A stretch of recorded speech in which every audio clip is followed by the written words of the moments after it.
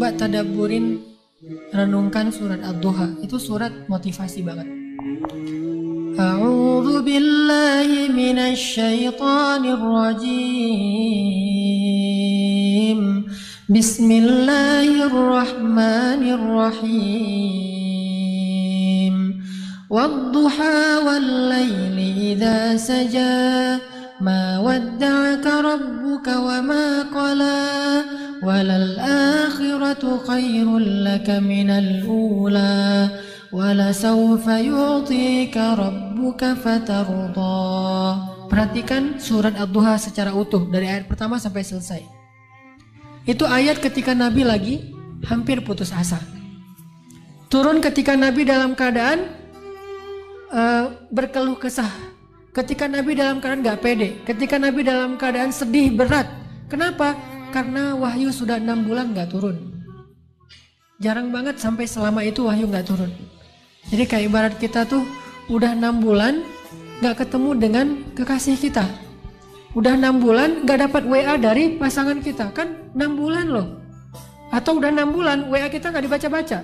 6 bulan pernah gak WA-nya gak dibaca 6 bulan? Paling-paling 2 hari 3 hari aja udah baper berat ya.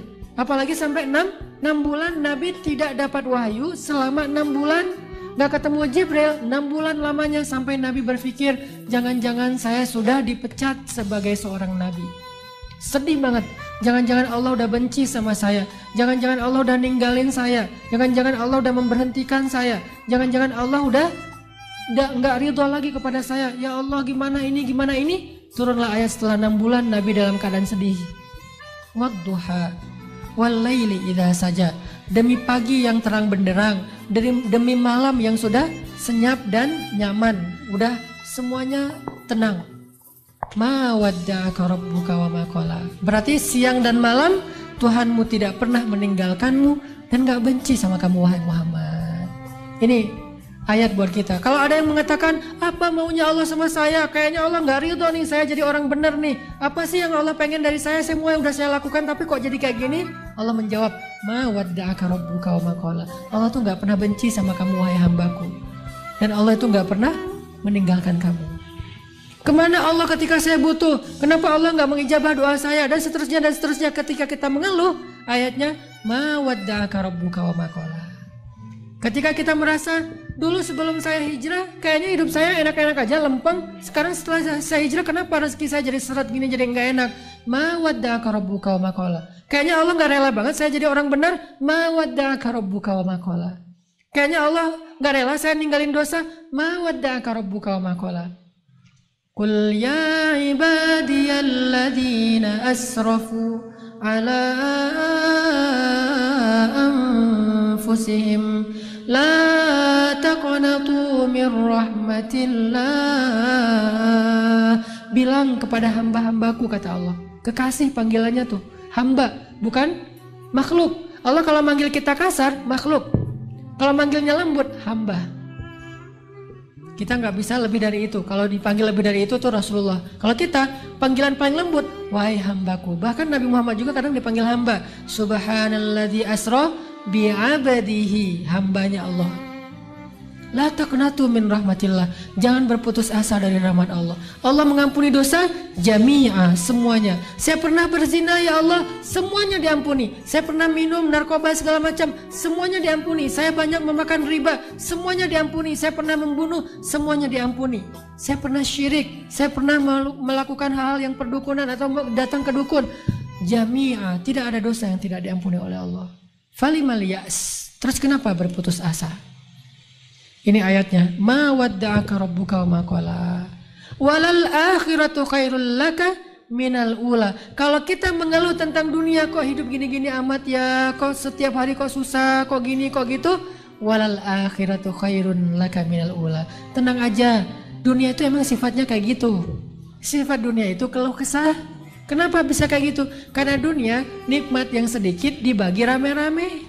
Kalau akhirat nikmat yang banyak dibagi sedikitan.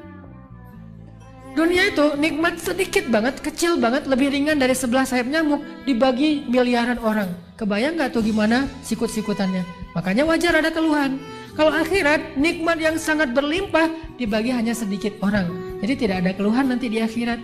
Ketika kita dalam keadaan keluh kesah, maka hiburannya walal akhiratu khairul laka minal ula. Dunia ini emang keluh kesah. Kalau mau istirahat, tidak ada lagi kecewa, tidak ada lagi sakit hati, tidak ada lagi keluh kesah, wala khaufun alaihim walahum yahzanun, tempatnya cuma di surga. Surga itu tempat yang la khaufun walahum yahzanun. Tidak ada rasa takut, tidak ada ancaman, dan tidak ada kekecewaan. Jadi kalau kita kecewa, baca ayat walal akhiratu khairul laka minal ula. Dunia emang kayak gini, nanti akhirat lebih baik daripada ini. Sabar. Sampai kalimat kalau kita merasa bahwa gimana Allah akan nolong saya, gimana Allah akan nolong saya, ada kalimat wala saufa yu'tika rabbuka fatardo. Allah pasti akan memberikan kamu pertolongan sehingga membuat kamu bahagia. Harus yakin. Nah, pertanyaan terakhir, gimana biar kita yakin bahwa Allah pasti nolong kita? Ini kuncinya kan? Gimana kita yakin Allah pasti nolong kita? Nggak mungkin Allah meninggalkan kita, benci sama kita, pasti akan menolong kita. Gimana caranya kita yakin? Jawabannya di ayat alam yajidka yatiman fa'awah wa wajadaka dhallan fahada wa wajadaka ailan fa'aghna. 3 itu jawabannya. Lihat masa lalu kita. Dulu kita tuh sendiri bukan siapa-siapa, Allah kasih kita keluarga. Dulu kita itu tidak punya apa-apa, Allah kasih kita kecukupan. Dulu kita itu bingung, Allah kasih kita ilmu. Bukankah itu bukti bahwa Allah nggak pernah meninggalkan kita? Kalau dulu Allah pernah nolong kita, kenapa sekarang tidak? Buat saya pribadi, dulu saya berangkat ke Mesir, sendiri nggak punya siapa-siapa. Kemudian Allah kasih keluarga, Allah kasih teman di Mesir. Saya berangkat ke Mesir, nggak bawa uang 1% pun. Allah beri saya rezeki selama di Mesir dan bisa makan. Bahkan punya tempat tinggal kontrakan 3 tempat. Teman saya yang datangnya dengan modal cuma 1 kontrakan, saya 3 kontrakan. Saya dulu di Mesir bingung kan, namanya juga anak baru ya, datang ke luar negeri kan bingung gitu kan ya, polos-polos, lugu-lugu gitu. Ini kemana nih, gimana. Akhirnya Allah beri petunjuk, akhirnya bisa jadi guide untuk orang-orang yang lagi wisata umroh plus Mesir. Alam yajidka yatiman fa'awah wa wajadaka dhallan fahada wa wajadaka ailan fa'aghna. Maka lihat masa lalu kita teman-teman. Lihat pengalaman hidup kita ketika Allah menolong kita. Itu harusnya menjadi dalil supaya kita makin yakin Allah nggak mungkin meninggalkan kita dan benci kepada kita. Ma wadda'aka rabbuka wa ma qala.